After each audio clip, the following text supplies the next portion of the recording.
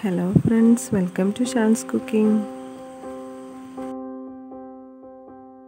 അപ്പോൾ നമ്മൾ ഇന്നിവിടെ ഉണ്ടാക്കാൻ പോകുന്നത് ഒരു ബ്രെഡ് ചിക്കൻ്റെ റെസിപ്പിയാണ്. അപ്പോൾ വീഡിയോ എല്ലാവരും കണ്ടു നോക്കുക. കണ്ടിട്ട് എല്ലാവരും ഒന്ന് ട്രൈ ചെയ്ത് നോക്കണം. വീഡിയോ ഇഷ്ടപ്പെട്ടിട്ടുണ്ടെങ്കിൽ ലൈക്ക് ചെയ്യാൻ മറക്കരുത്. അതിനോടൊപ്പം തന്നെ ചാനലൊന്ന് സബ്സ്ക്രൈബും ചെയ്യാം. വീഡിയോ ഇഷ്ടമായില്ലെങ്കിൽ തീർച്ചയായിട്ടും ഡിസ്ലൈക്ക് ചെയ്യാം.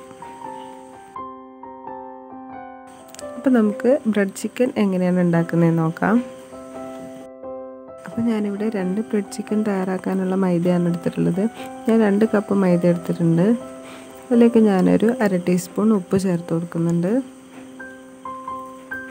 അതിൻ്റെ കൂടെ തന്നെ നമുക്ക് അതിന് 1 ടേബിൾ സ്പൂൺ പഞ്ചസാര കൂടെ ചേർത്ത് കൊടുക്കാം. ഇനി ഞാനതിലേക്ക് 2 ടീസ്പൂൺ പാൽപ്പൊടിയാണ് ചേർത്ത് കൊടുക്കുന്നത്.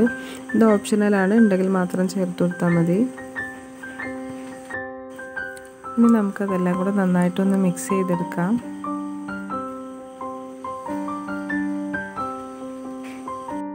മിക്സ് ചെയ്തെടുത്തതിന് ശേഷം ഞാനിതിലേക്ക് ഒരു കോഴിമുട്ട പൊട്ടിച്ചൊഴിച്ചിട്ടുണ്ട്. അതിൻ്റെ കൂടെ തന്നെ ഒരു 1/4 ഗ്ലാസ് സൺഫ്ലവർ ഓയിൽ ചേർത്ത് കൊടുക്കുന്നുണ്ട്. ഇത് നന്നായിട്ട് ഇതും കൂടെ ഒന്ന് മിക്സ് ചെയ്തെടുക്കാം.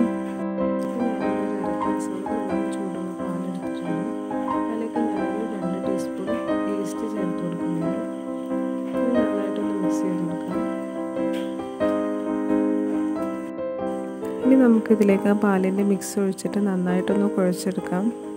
കൈ വെച്ചിട്ട് തന്നെ നന്നായിട്ടൊന്ന് കുഴച്ചെടുക്കണം. ഇനി ഇത് കൈ വെച്ച് തന്നെ നല്ലോണം കുഴച്ചെടുത്തിട്ടുണ്ട്. ഇനി ഇതിൻ്റെ മുകളിൽ കുറച്ച് എണ്ണ തേച്ച് കൊടുത്തിട്ടൊന്ന് നന്നായിട്ട് അടച്ച് വെച്ചിട്ട് ഒരു 1-2 മണിക്കൂർ റെസ്റ്റ് ചെയ്യാൻ വെക്കാം. ഇനി അതിലേക്ക് ഫില്ലിങ് റെഡിയാക്കാനായിട്ട് കുറച്ച് ഉപ്പും കുരുമുളക് പൊടിയും മഞ്ഞൾപ്പൊടിയും ചേർത്തിട്ട് ചിക്കൻ ഒന്ന് വേവിച്ചെടുക്കാം. ഇനി ഫില്ലിങ്ങിലേക്ക് 2 സവാളയും ഒരു കഷ്ണം ഇഞ്ചിയും ഒരു 10 അല്ലി വെളുത്തുള്ളിയും കുറച്ച് മല്ലിയില എടുത്തിട്ടുണ്ട്. ഞാനിവിടെ ഒരു പാൻ വെച്ചിട്ടുണ്ട്. പാൻ ഒന്ന് ചൂടായി വന്നതിന് ശേഷം ഞാനതിലേക്കൊരു 3 ടേബിൾ സ്പൂൺ ഓയിൽ ചേർത്ത് കൊടുക്കുന്നുണ്ട്.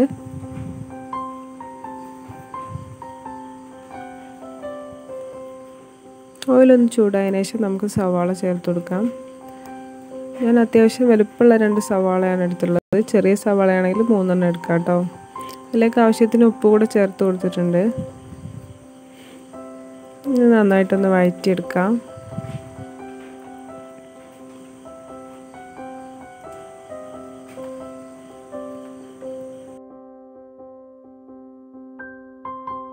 ഇനി നമ്മൾ നേരത്തെ എടുത്ത് വെച്ച ഇഞ്ചിയും വെളുത്തുള്ളിയും മല്ലിയിലയും കൂടെ ഒന്ന് അരച്ചതാണ് ചേർത്ത് കൊടുക്കുന്നത്.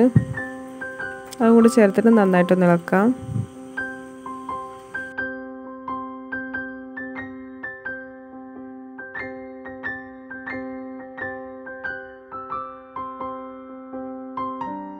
ഇത് നന്നായി ഒന്ന് വാടി വന്നതിന് ശേഷം ഞാനതിലേക്ക് 1/2 ടീസ്പൂൺ മുളക് പൊടി ചേർത്ത് കൊടുക്കുന്നുണ്ട്.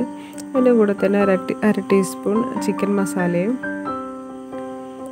ഒരു 1/4 ടീസ്പൂൺ കുരുമുളക് പൊടിയും ചേർത്ത് കൊടുക്കുന്നുണ്ട്. ഒരു 1/2 ടീസ്പൂൺ മല്ലിപ്പൊടിയും ഒരു പിഞ്ച് ഗരം മസാലയും ചേർക്കുന്നുണ്ട്. അതിലൂടെ ജീരകപ്പൊടിയും ചേർത്ത് കൊടുക്കുന്നുണ്ട്. ഇനി ഇതെല്ലാം കൂടെ നന്നായിട്ടൊന്ന് മിക്സ് ചെയ്തെടുക്കാം.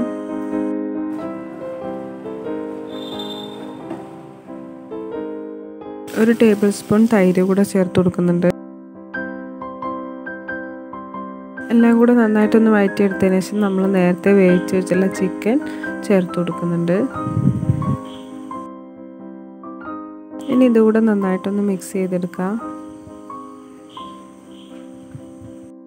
ഞാനതിലേക്ക് ഒരു ടേബിൾ സ്പൂൺ ടൊമാറ്റോ കെച്ചപ്പ് ചേർത്ത് കൊടുക്കുന്നുണ്ട്. അതും ഓപ്ഷണലാണ്. ഇനി ഒരു ടേബിൾ സ്പൂൺ ചില്ലി ഫ്ലേക്സ് കൂടെ ചേർത്ത് കൊടുക്കുന്നുണ്ട്. ഈ ഫില്ലിങ് നിങ്ങൾക്ക് ഇഷ്ടമുള്ള രീതിയിൽ ഉണ്ടാക്കാം കേട്ടോ. നമുക്ക് ചില്ലി ഫ്ലേക്സും ടൊമാറ്റോ കെച്ചപ്പും ഒന്നും ഇല്ലെങ്കിൽ നിങ്ങൾക്ക് അതൊക്കെ സ്കിപ്പ് ചെയ്യാം. കയ്യിലുള്ള ഐറ്റംസ് വെച്ചിട്ട് ഫില്ലിങ് റെഡിയാക്കി എടുക്കാം കേട്ടോ. ഇപ്പം നമ്മുടെ ഫില്ലിങ് ഇവിടെ റെഡി ആയിട്ടുണ്ട്. ഇതൊന്ന് മാറ്റി വെക്കാം. അപ്പോൾ നമ്മുടെ മാവ് ഇവിടെ നന്നായിട്ട് പൊന്തി വന്നിട്ടുണ്ട്.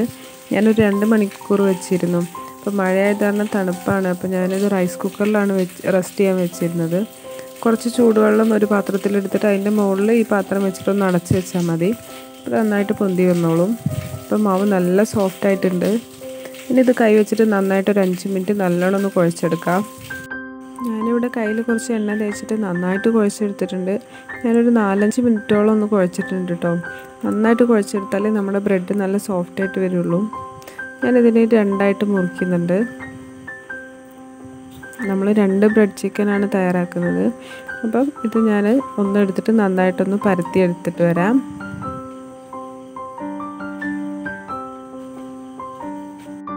അപ്പം ഞാനിതാ ഇവിടെ ഇതുപോലെ ഒന്ന് പരത്തി എടുത്തിട്ടുണ്ട്. നമ്മൾ കുറച്ച് പൊടിയൊക്കെ തൂവിയിട്ടൊന്ന് പരത്തിയെടുത്താൽ മതിയാവും. നമ്മൾ നേരത്തെ തയ്യാറാക്കി വെച്ച ഫില്ലിങ്ങിൻ്റെ നേർ പകുതി എടുത്ത് ഇതിലേക്ക് വെച്ച് കൊടുക്കാം.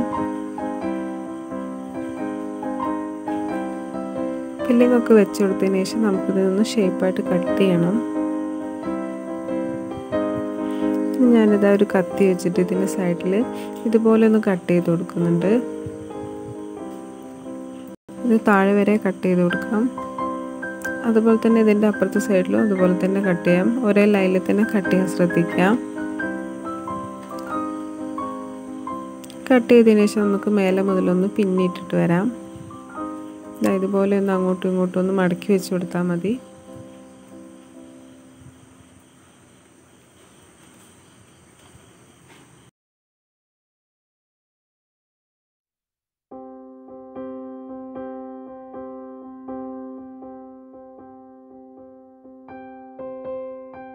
ഇനി ഞാനിവിടെ ഒരു മുട്ടയുടെ മഞ്ഞ എടുത്തിട്ടുണ്ട്.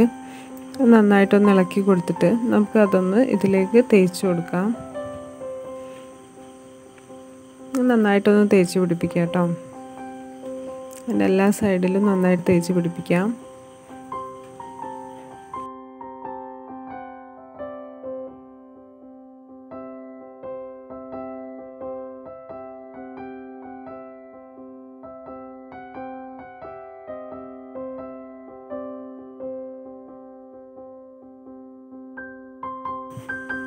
ഇനി അടുത്ത ബ്രെഡ് നമുക്ക് അതുപോലെ തന്നെ ഒന്ന് മടക്കിയെടുക്കാം.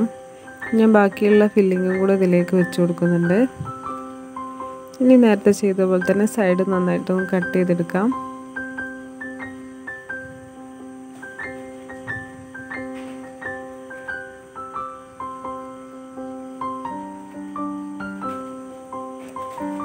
ഞാനിവിടെ 2 സൈഡും കട്ട് ചെയ്തെടുത്തിട്ടുണ്ട്. ഇനി നമുക്കിത് മുകളിൽ മുതലൊന്ന് പിൻ ചെയ്തിട്ട് വരാം.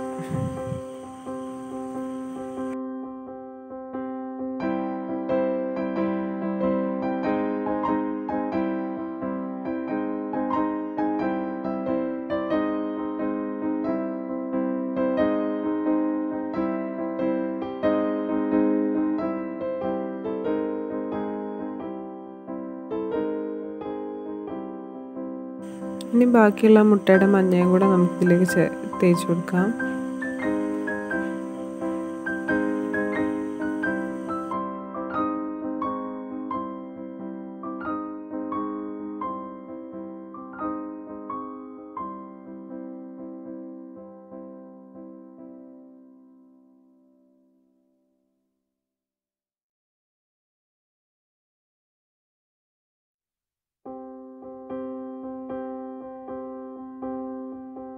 ഇനി നമ്മളിവിടെ ഈ പാത്രത്തിലാണ് ഇത് കുക്ക് ചെയ്യുന്നത്. ഞാനൊരു പാത്രത്തിൽ കുറച്ച് ഉപ്പ് ഇട്ട് കൊടുത്തിട്ടുണ്ട്. അതിനുള്ളിലൊരു സ്റ്റീൽ പാത്രം വെച്ച് കൊടുക്കുന്നുണ്ട്. ഇനി നമുക്കതിൻ്റെ മുകളിലേക്ക് ഞാനത് ഈ മൂടിയിലാണ് ബ്രെഡ് വെച്ചിട്ടുള്ളത്. ആ മൂടിയിൽ കുറച്ച് എണ്ണ തേച്ചിട്ട് അതിൻ്റെ മുകളിൽ ബ്രെഡ് വെച്ച് കൊടുത്താൽ മതി.